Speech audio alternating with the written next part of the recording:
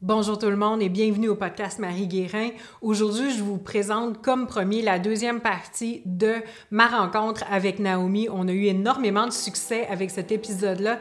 Donc, si vous n'avez pas entendu la première partie, je vous invite à aller l'écouter avant de passer à celle-ci. Sinon, bonne écoute et je vous embrasse et j'espère que vous aurez autant de plaisir qu'on en a eu à la tournée.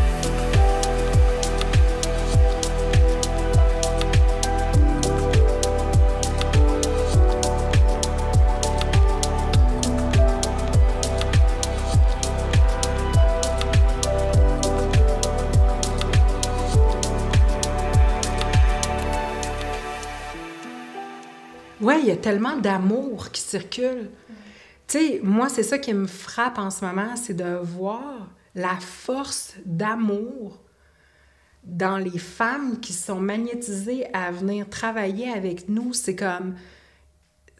vraiment des femmes en ce moment qu'on sert, puis qui sont magnétisées à nous, qui sont vraiment dans une force d'amour, qui portent ces codes-là, puis elles viennent parce qu'elles viennent se nourrir d'amour, puis elles veulent vibrer l'amour et elles comprennent vraiment que finalement leur croissance est vraiment le reflet direct de la capacité d'amour qu'elles sont capables de tenir dans leur champ énergétique.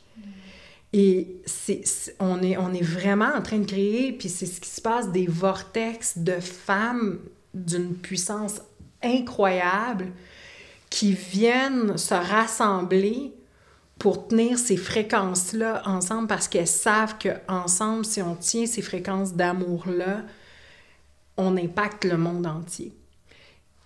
Et pour moi, c'est ça la Sainte Paix. C'est ça la Sainte Paix, c'est de revenir à cette compréhension viscérale, puis cette conscience qui est là depuis la nuit des temps, puis qui est accessible depuis la nuit des temps, puis qui est dans notre ADN, que la puissance d'amour et la fréquence d'amour qu'on est en mesure de tenir dans notre champ va se refléter directement dans notre 3D. Donc ça, c'est un entraînement. C'est vraiment un entraînement qui demande du courage aussi. Puis c'est vraiment Puis quand les femmes sont magnétisées par ça et qu'elles viennent pour tenir ces fréquences-là ensemble, les femmes se déploient à la vitesse de la lumière. Et c'est pour ça aussi qu'on est tellement précis, puis qu'on est tellement... Tu sais, nous, on est des maîtres dans l'art de mettre des filtres, puis de dire non aussi, si on voit que des clientes ne vont pas être bénéfique pour certains groupes, on dit non. Je veux dire, on l'a vu, on a vu des clientes entrer dans un groupe, une cliente rentrer dans un groupe et vraiment polluer le groupe au complet, que même les clients viennent vers moi pour dire « je veux plus être dans ce groupe-là parce que telle personne est là », puis vraiment, on voit que l'énergie de la personne, puis bien sûr, mon travail, ça va être d'aller travailler avec cette personne-là, ça spécifiquement, mais si la personne n'est pas ouverte à faire ce travail-là, mon rôle en tant que leader, c'est de la sortir de là. Si la personne n'a pas l'intention, elle vient travailler ça. Son âme vient travailler ça avec moi.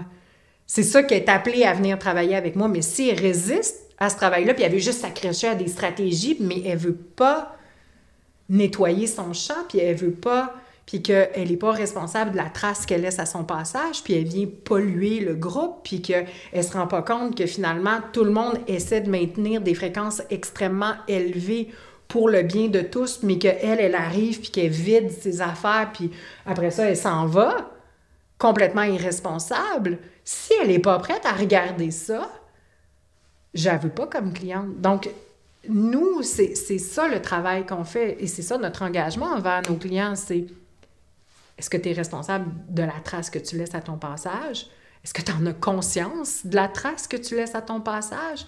Est-ce que quand tu prends ta place, tu es dans ta posture de leadership consciente, tu es consciente de l'impact que tu vas avoir sur le grand tout?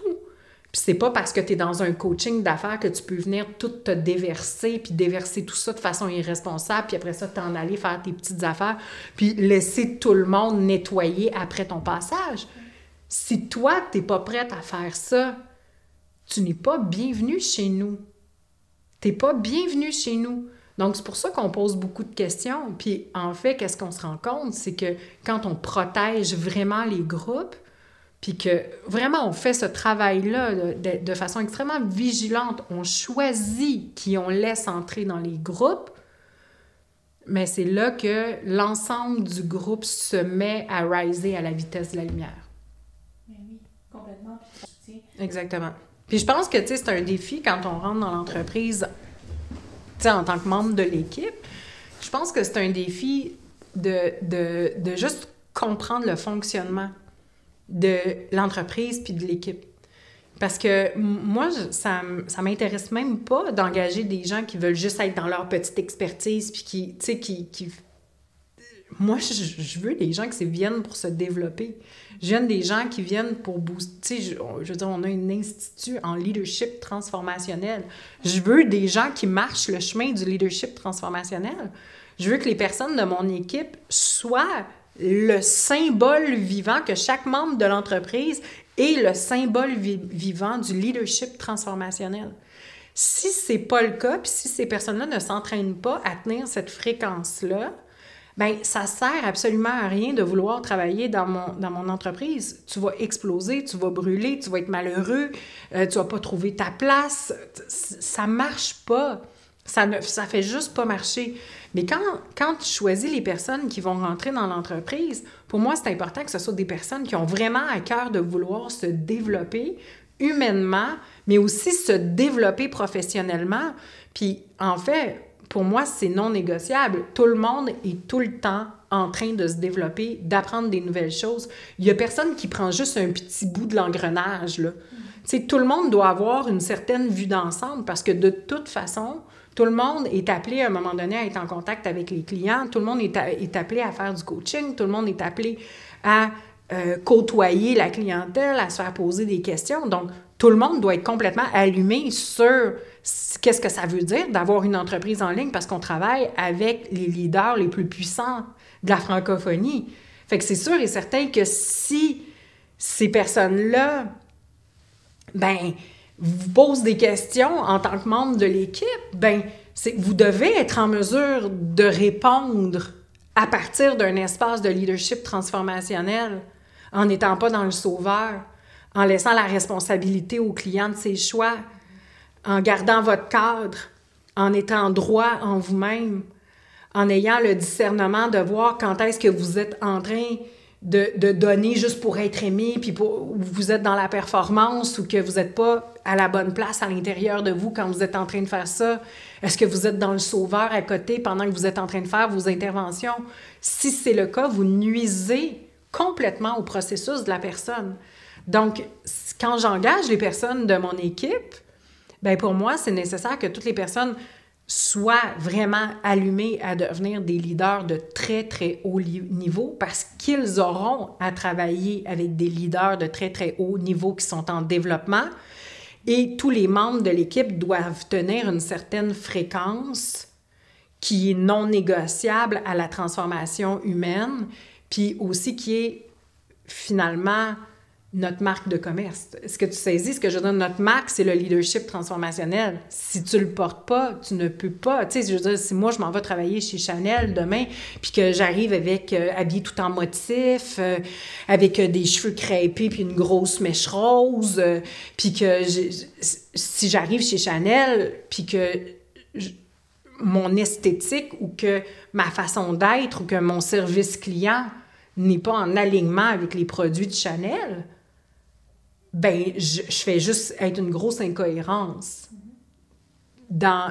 pour le brand pour lequel je travaille. Donc, pour nous, c'est ça. Si nous, on porte le flambeau du leadership transformationnel, pour moi, ça doit être une passion chez chaque membre de l'équipe. Puis le leadership transformationnel, c'est aussi et surtout d'être en mesure de nettoyer ce que moi j'appelle notre instrument. Puis notre instrument, c'est ce qu'on travaille, avec quoi on travaille à tous les jours de notre vie.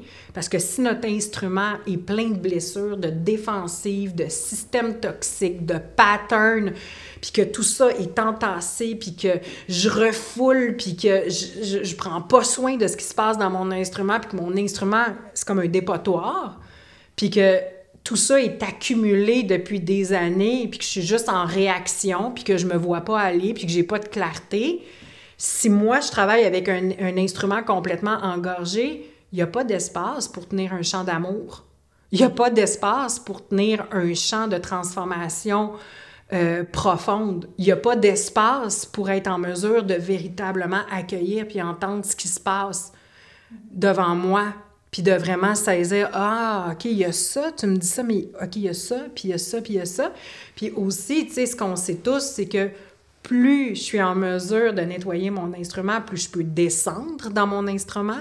Puis plus je peux descendre dans mon instrument, plus je peux faire des interventions profondes parce que mon chant est nettoyé, parce que mon instrument est nettoyé, puis je suis vraiment en mesure d'accompagner la personne à descendre dans son propre instrument, puis de nettoyer son propre instrument pour être en mesure de porter son leadership vraiment à un niveau qui est inégalé, qui est complètement inégalé. Donc, pour nous, c'est l'entraînement qu'on fait dans Phoenix. L'entraînement qu'on fait dans Phoenix est obligatoire pour tous les membres de l'équipe, surtout ceux qui sont en contact avec les clients.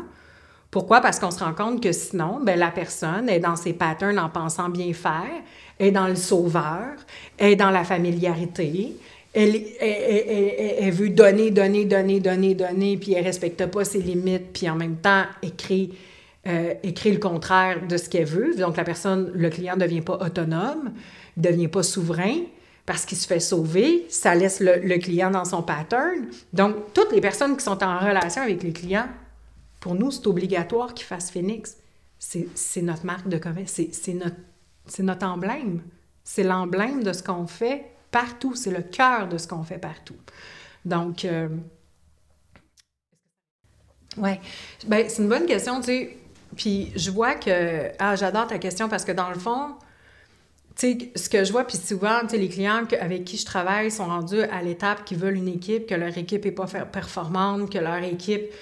finalement, il y a des trous dans l'équipe, que l'équipe leur demande vraiment beaucoup de temps de gestion. Puis tu sais, je veux juste dire, en fait, c'est normal que ça prenne du temps, puis c'est pas...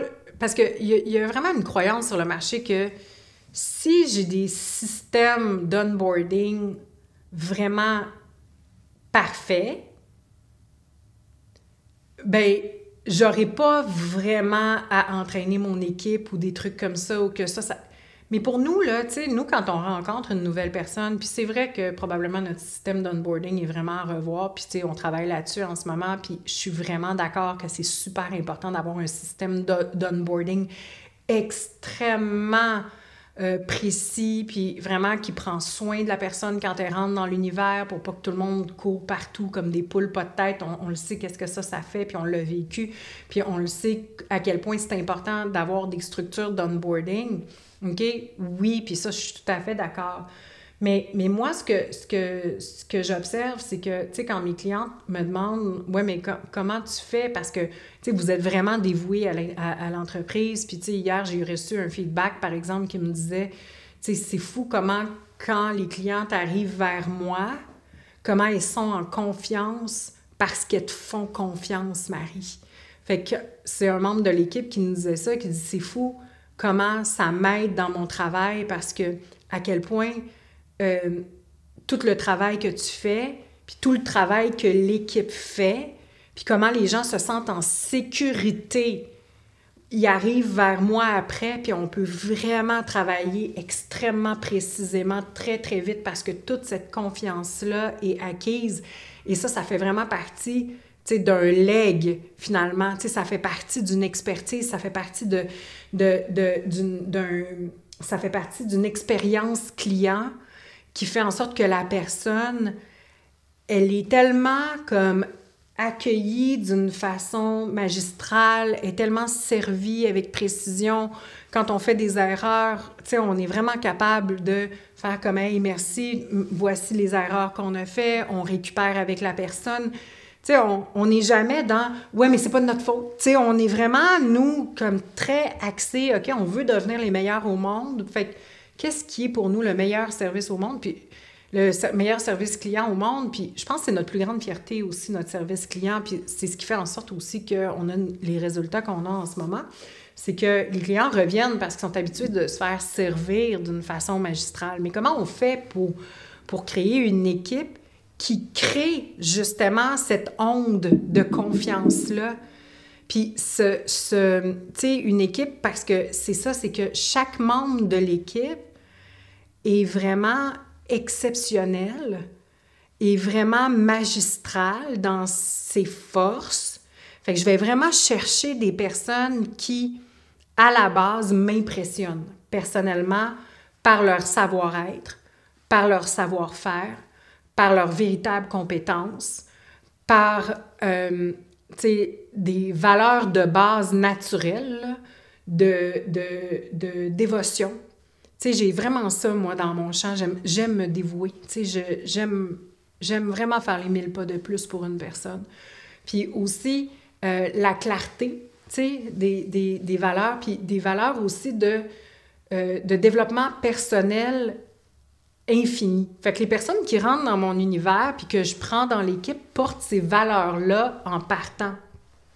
Fait que c'est sûr que, tu sais, c'est un peu comme si j'allais en date avec un gars puis que je me disais « Ah! Une fois que je vais lui avoir passé dessus, il va tellement être extraordinaire. Tu sais, une fois, là, je le vois, son potentiel. » Mais moi, c'est jamais à partir de cet espace-là que j'engage. J'engage des personnes qui, dès le premier jour, je fais comme « Oh boy! OK, là, c'est comme cette personne-là, c'est vraiment une experte, elle est vraiment incroyable. » Puis en plus, elle veut se développer, puis en plus, elle veut développer son leadership, puis en plus, elle est pleine d'humilité, puis en plus, elle est vraie, puis en plus... Tu sais, c'est comme... C'est vraiment comme je choisis chaque membre de l'équipe comme je choisirais un partenaire de vie. Tu sais, puis on le sait, les personnes que j'aurais pas choisies comme partenaire de vie puis qui m'énervent ou encore qui ont des grosses défensives, que pour moi, c'est difficile de collaborer avec une personne qui a des défensives aussi inconscientes, j'ai envie de dire, puis qui a pas l'intention ou la volonté de voir. Ça marche pas. Ça marche pas. Donc, moi, il y a tous ces facteurs-là dès le départ pour faire partie de mon équipe. Il y a déjà ce filtre-là. OK? Puis après ça, ben moi, ce que je fais, c'est que ben vous vous asseyez dans mes cours puis dans les masterclass. C'est que vous êtes tout le temps en formation. Fait que plutôt que je sois juste là à vous micromanager, moi, je suis pas du tout dans le micromanagement, mais je veux dire, je suis dans le contraire du micromanagement. Je suis vraiment pas là-dedans, mais je vous forme tout le temps. Et la meilleure façon de former les gens, c'est de les asseoir dans nos formations, de les asseoir avec nos groupes les plus avancés, d'observer, qu'ils soient constamment en observation. Aussi, tu sais, comme moi, par exemple, quand je fais un coaching, je m'assure que tout le monde de l'équipe puisse avoir les accès. Tu sais, c'est quelque chose que je deal avec les gens que je me fais coacher parce que je veux que tous les membres de l'équipe se fassent coacher aussi. Fait que j'investis énormément en vous, ce qui fait en sorte que, ben c'est rare les entreprises qui investissent comme ça dans leur équipe. Vous apprenez parce que vous êtes constamment en train de vous faire former. Comme tout le monde doit faire Phoenix aussi, d'après moi, tous les êtres humains de la Terre devraient faire Phoenix. Là. Moi, je le pense fondamentalement, mais vous devenez tellement puissant. Tu sais, je veux dire, Phoenix amène une puissance, je veux dire, c'est inébranlable, là, puis indéniable. Donc, vous êtes dans un niveau de leadership qui est tellement élevé. Donc, il y a quelque chose comme de naturel aussi, quand tout le monde tient ces fréquences-là, puis quand tout le monde est constamment en développement, bien, il y a quelque chose comme de naturel à tenir ces fréquences-là, puis à devenir véritablement des athlètes incarnés de tenir ces fréquences-là pour l'entreprise puis pour les clients. Puis même que nous, on s'est rendu compte, tu sais, à travers les années, qu'on est mieux d'être une micro-équipe de leaders qui tiennent ces fréquences-là puis qui sont véritablement passionnés par ce qu'on fait que d'avoir une plus grande équipe qui n'est pas nécessairement engagée dans ce qu'on fait, qui n'aime pas vraiment ce qu'on fait ou qui veulent pas se développer à travers ce qu'on fait. Puis ce qu'on observe, c'est qu'on est mieux d'y aller en micro puis qu'on est 1000 fois plus performant quand tout le monde fait Phoenix, quand tout le monde est dans Phoenix, quand tout le monde tient ces fréquences-là, quand tout le monde s'entraîne humainement, quand tout le monde vient s'asseoir dans les masterclass, ou même les écoutes, là, tu sais, je le sais que toi, tu m'écoutes dans ta voiture, il y en a qui m'écoutent dans leur bain, il y en a... Je le sais que vous êtes là, vous êtes constamment en train de vous abreuver, tu sais, pour justement tenir ces fréquences-là. Et moi, tu sais, c'est sûr que ce que je fais, puis ça aussi, je pense que c'est rare, c'est que je vous coach littéralement, personnellement. Et ça, c'est vraiment pas toutes les entreprises de coaching qui font ça avec moi. Je veux dire, combien de fois, je veux dire, dans une semaine, je t'appelle, puis je te dis, OK, je pense que j'ai vu quelque chose, est-ce qu'on peut... Puis c'est comme, des fois, c'est des coachings de 15 minutes, c'est un coaching de 10 minutes, c'est un coaching de... OK, puis c'est sûr et certain que je suis hyper sensible, fait que je suis en mesure de voir dans le champ qu'est-ce qui se passe. Mais je coach chaque membre de mon équipe pour qu'elle soit en mesure d'être dans son plus haut potentiel. Puis aussi, ce que je fais, c'est que je suis toujours en train de regarder quand vous êtes en train de plafonner puis que vous êtes rendu trop confortable dans, par exemple, votre positionnement, vos tâches ou encore ce que vous faites dans l'entreprise. Puis je suis tout le temps en train de vous révéler votre prochain niveau. Et c'est vraiment toujours libre à vous d'accepter ou non ce prochain niveau-là. Donc, puis tu sais, quelqu'un, par exemple, que je vais y refléter son prochain niveau puis que je vois que la personne refuse parce qu'elle a le droit, bien, à un certain moment donné, bien, c'est naturel aussi que la personne, tu sais, on n'est plus un match pour travailler ensemble. Pourquoi? Parce que, bien, c'est nous, dans l'entreprise, on est constamment en train de se développer personnellement, en tant qu'équipe, tu sais, puis vraiment au niveau de nos compétences, puis qu'il y a une personne qui n'est pas intéressée par ce travail-là, bien, à un moment donné, on n'est juste plus un match pour continuer ensemble. Tu sais, donc, c'est ce qui fait en sorte que mon équipe est aussi exceptionnelle. Je sais pas si je suis restée plus que 2 mois dans une même position dans l'entreprise, Marie. C'est ça, mais en 2 ans, combien de rôles tu as eu? Ben, 22. 22? Oui, mais ce qui fait en sorte, c'est que tu peux vraiment avoir une vue d'aigle sur qu'est-ce que ça veut dire d'avoir une entreprise comme ça. Fait que maintenant, il y a une cliente qui te pose des questions, là, tu es capable de faire comme « OK, il y a ça, tu sais. » Clairement. Oui. Puis il y a aussi le fait que, tu sais, j'ai pas beaucoup de tolérance. Puis ça, tu sais, c'est peut-être un défaut, mais tu le sais que quand quelqu'un est dans ses écueils, puis quand quelqu'un dans l'équipe est off-beat, puis quand quelqu'un dans l'équipe est dans ses patterns puis s'en rend pas compte, j'arrête le système très rapidement. Donc, tu sais, j'ai pas beaucoup de patience quand, par exemple, une personne est dans le sauveur, je vais arrêter son système très, très, très rapidement. Ou quand une personne est irresponsable puis prend pas soin de... Tu sais, une personne ne prend pas soin d'elle ou prend pas soin de son agenda, puis, par exemple, dans la victimite, ben je vais arrêter son système très rapidement, puis je vais vraiment la remettre dans sa responsabilité, puis dans son pouvoir de faire des choix qui sont différents. Donc, tu sais, c'est comme ça que je travaille aussi avec vous. Parce que oui, c'est vrai qu'il y a un côté de moi qui vous développe, mais il y a aussi un côté de moi qui fait comme, là, j'observe que tu fais ça, et ça fonctionne pas dans mon entreprise. Mais tu sais, ce qui est fascinant, c'est vraiment de voir que la qualité de notre équipe, puis ça, je pense que c'est important aussi, évolue selon l'évolution naturelle de l'entreprise. Tu sais, puis, je veux dire, il y a des êtres humains extraordinaires avec qui on a travaillé, mais c'était plus juste de travailler avec eux. Parce que, par exemple, cette personne-là s'en allait par là, puis nous autres, on s'en allait par là, ou nous autres, on s'en allait comme ça, puis la personne voulait rester comme ça. Tu sais, ou la personne voulait faire ça de son côté, puis nous, on s'en allait comme ça. Puis, it's all good. Mais...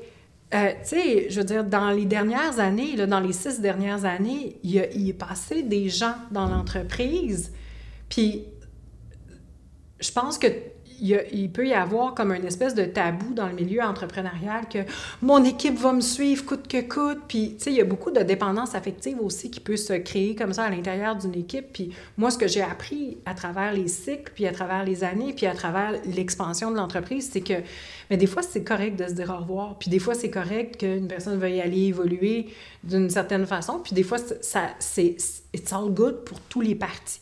Puis c'est pas nécessairement tout le monde qui va rester tout le temps, mais en ce moment, dans notre niveau d'évolution, je pense qu'on a l'équipe la plus puissante pour ce prochain niveau-là ou ces multiples prochains niveaux-là. Qu'on fait juste commencer à gratter la surface de la Sainte Paix puis de tout ce qui va découler de la Sainte Paix. Mais tu vois, c'est qu'on a l'équipe parfaite pour soutenir cette prochaine vision-là. Et on est tous engagés aussi dans cette vision-là. Tu sais, il n'y a pas quelqu'un qui fait comme « Ah, il y a cette nouvelle vision-là, puis moi, je suis attachée à comment on faisait les choses avant. » Puis il n'y a pas de résistance. C'est juste « OK, let's go, on y va. » Puis je pense que c'est important pour plusieurs entrepreneurs d'entendre ça que, tu sais, vos collaborateurs vont changer à travers le temps. Les personnes qui sont des experts aujourd'hui dans votre équipe, peut-être que leur niveau d'expertise va être vraiment dépassé dans quelques mois ou quelques années. Et puis c'est correct qu'il y ait des changements, puis que ça fait juste parler de votre évolution personnelle en tant qu'entrepreneur, puis de l'évolution naturelle de votre entreprise aussi. Donc, pour chaque niveau, je pense qu'il y a des niveaux d'équipe et c'est parfait. Et tu sais, dernièrement, tu sais, moi, dans les dernières années, tu sais, à un moment donné, je me suis rendu compte que j'ai vraiment besoin de m'entourer d'énergie de jeunesse. Puis c'est quelque chose que j'ai beaucoup ressenti, tu sais. Puis en ce moment, là, c'est vraiment ça qu'on vit dans l'entreprise, c'est que je suis allée vraiment comme... Puis ça s'est vraiment manifesté naturellement. Vraiment des jeunes ambitieux, passionnés, qui viennent travailler avec moi, puis avec l'entreprise, puis... Mais vraiment, c'est comme presque un master ou, je sais pas, un doctorat que vous venez faire. Est-ce que tu saisis ce que je veux dire? Tu sais, il y a comme... C'est ça que je sens en ce moment, c'est que tout le monde est comme à un stade de leur vie où est-ce qu'ils sont comme, OK, là, ça, là, je sais pas si je peux retrouver ça ailleurs, puis j'ai la chance d'être comme dans un stage payant, on s'entend. J'ai la chance d'être dans un stage payant haut de gamme avec les meilleurs d'une industrie. Puis j'ai la chance de venir me développer live en temps réel avec ces personnes-là plutôt que de juste être en arrière à étudier des théories ou des... Non! Je suis dedans, puis j'ai la chance de le vivre live, puis d'évoluer live, puis de comprendre live. Puis en ce moment, l'équipe est beaucoup composée de jeunes comme ça qui sont là, mais parce qu'ils veulent devenir, et ils ont l'ambition, tu sais, comme toi, de devenir vraiment des très, très hauts placés dans des entreprises, puis qui veulent se développer, puis qui ont l'humilité de se développer, puis qui sont prêts à faire ce qu'il y a à faire pour se développer, puis qui... c'est fou le niveau d'engagement de chaque membre de l'équipe. Puis moi, c'est ça que je recherchais depuis, personnellement, tu sais, je recherchais cette... Tu sais, comme une jeunesse fringante, je sais pas comment l'expliquer, mais une jeunesse de tout est possible, puis let's go, puis je veux me développer, puis je veux apprendre plus, puis je vais faire les 1000 pas de plus, puis, tu sais... Une fougue, c'est ça, la fougue de la jeunesse. Puis pour moi, en fait, c'est le moteur que j'avais besoin à ce stade-ci. J'avais besoin, moi, puis tu sais, je suis dans cette saison-là de ma vie, où est-ce que j'ai besoin de ce moteur-là pour pouvoir créer autre chose. J'ai besoin de ce moteur-là. Je ne peux plus être le moteur qui tire. Est-ce que tu saisis ce que je veux dire? J'ai besoin d'avoir... Là, ce que je sens, c'est que chaque membre de mon équipe est un moteur qui propulse. Et ça fait toute la différence. Puis je le sens, tu sais, je le sens dans mon corps, je le sens dans mon squelette, je le sens dans mes articulations. C'est fou, je le sens dans mes poumons. je le sens dans ma joie de vivre, je le sens je fais pas d'anxiété, tu sais, c'est vraiment la différence entre, puis je pense que pour toutes les femmes entrepreneurs doivent se poser ça, qui ont des équipes, bien sûr, est-ce que je passe mon temps à tirer sur l'équipe ou est-ce que j'ai des moteurs qui propulsent l'expansion de l'entreprise? Donc, moi, ce que je cherche à ce stade-ci de ma vie, c'est vraiment des moteurs. Puis, j'observe que ça se passe beaucoup avec l'énergie de la jeunesse. Et j'adore ça, m'entourer de jeunesse. Parce que j'ai 14 ans. Parce que j'ai 14 ans! Parce que j'ai 14 ans, puis j'ai vraiment plus de fun qu'avec des adultes. Yes. Exactement. Mais tu vois, ça, c'est possible juste en dehors du micromanagement. Parce que si j'étais dans le micromanagement, puis que j'étais contrôlante, puis que je voudrais tout comprendre, puis tout savoir, puis que je serais paranoïaque, puis je veux dire, cette game-là serait pas possible. Tu saisis, hein, ce que je veux dire? Cette game-là serait impossible. Mais moi, je crois pas au micromanagement. De toute façon, c'est pas dans ma nature. Là. Je suis bien trop rebelle pour ça. Fait que, en fait, vous micromanagez plus que je vous micromanage, j'ai envie de dire. Vous me courez plus après que je vous cours après. Tu saisis ce que je veux dire? Donc, mais par exemple, je pense que, tu sais, un de mes super-pouvoirs, puis je pense qu'on a tous nos super-pouvoirs en tant que leader, mais un de mes super-pouvoirs, c'est que à la minute où il y a une erreur qui se fait, je le sais. Puis je contacte la personne. Fait que j'ai comme pas besoin de micromanager parce que je suis tellement en contact avec le champ de mon entreprise, avec le... Quand il y a quelqu'un qui est off, je le sais. Quand il y a une erreur qui se fait, je le sais.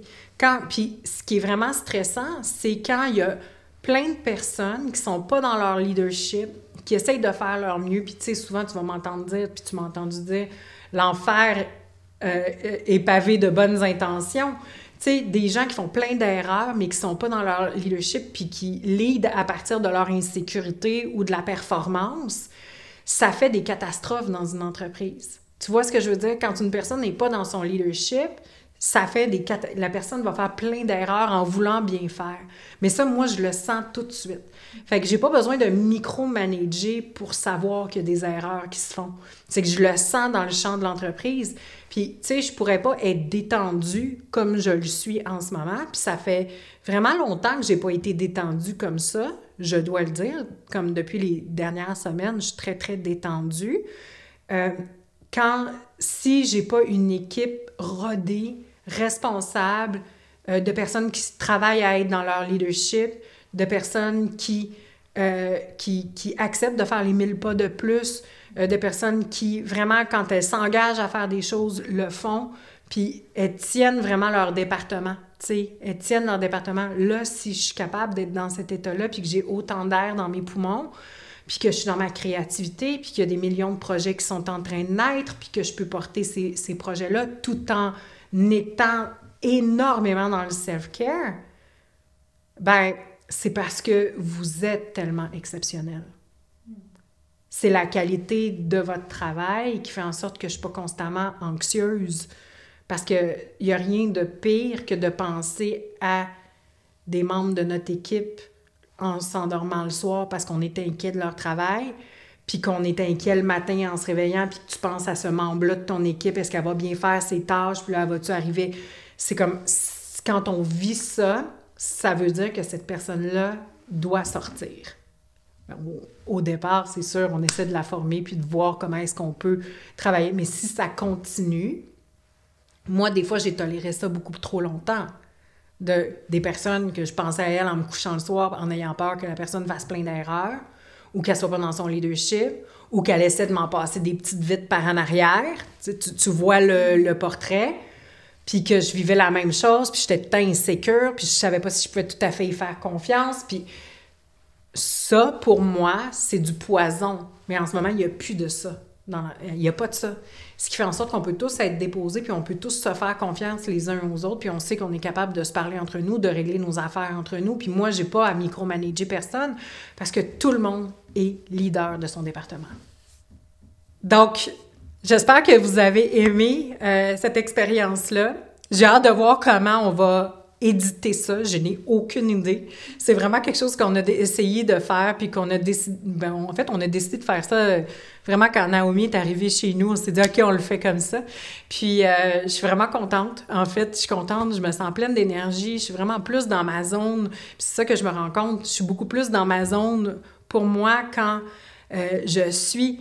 Comme ça, en conversation avec quelqu'un, c'est beaucoup plus simple pour moi de donner du matériel, de donner des exemples. Je vois que, tu sais, puis c'est ça qui est extraordinaire dans l'entrepreneuriat parce que c'est en essayant des choses qu'on découvre ce qui nous convient, ce qui est bon, ce qui est juste pour nous. C'est pas... Des fois, on a l'impression, « Ah non, mais je vais le faire de cette façon-là », mais finalement, on se rend compte que la façon qu'on faisait les choses n'était pas juste et bonne pour soi. Et là, ce que je viens de vivre avec Naomi, ce que ça me donne comme feeling, c'est que j'ai de l'air dans les poumons, puis je suis persuadée que vous allez recevoir énormément en écoutant ce podcast-là, puis que j'ai abordé des sujets que probablement, si j'avais fait un pré-enregistré, ce que personnellement je déteste faire, mais j'aurais pas donné autant de valeur. Donc, j'espère vraiment que vous avez reçu le plus de valeur possible de cet épisode-là, puis c'est vraiment quelque chose que j'ai envie de refaire. Donc, j'ai hâte de voir comment on va packager ça. Si vous êtes inspiré à venir travailler avec nous, sachez que bien, on est les meilleurs sur le marché. Puis, je le crois fondamentalement plus que jamais. Et fait que si vous avez envie de venir tenir avec nous vraiment des fréquences d'amour pour riser puis pour impacter l'humanité entière, venez rejoindre nos processus. Ouais, puis ça m'émeut de vous le dire, puis j'ai hâte de vous rencontrer, puis j'ai vraiment hâte de vous célébrer, puis j'ai hâte de célébrer votre croissance, puis de voir vos entreprises fleurir comme elles méritent de fleurir. Donc sur ça, je vous souhaite une excellente fin de semaine, je vous embrasse et je vous dis à très, très bientôt.